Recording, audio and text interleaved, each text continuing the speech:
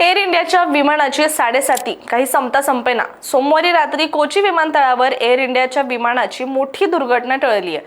दिल्लीला जाणाऱ्या एअर इंडियाच्या AI-504 या फ्लाईटमध्ये टेक ऑफ दरम्यान तांत्रिक बिघाड झाला. पायलट्सनी वेळेत दक्षता घेतली आणि प्रोटोकॉलनुसार उड्डाण थांबवलं आणि प्रवाशांना दुसऱ्या विमानाने दिल्लीला पाठवण्याचं नियोजन करण्यात आलं.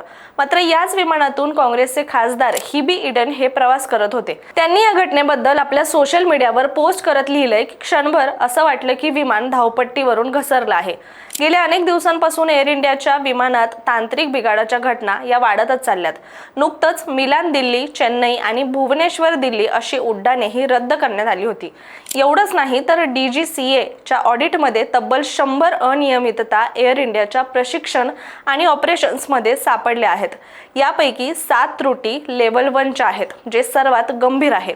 एअर इंडियाने एका निवेदनात हा ऑडिट निकाल स्वीकारला असून ते निर्धारित वेळेत DGCAला त्यांचं उत्तर देखील देणार आहे.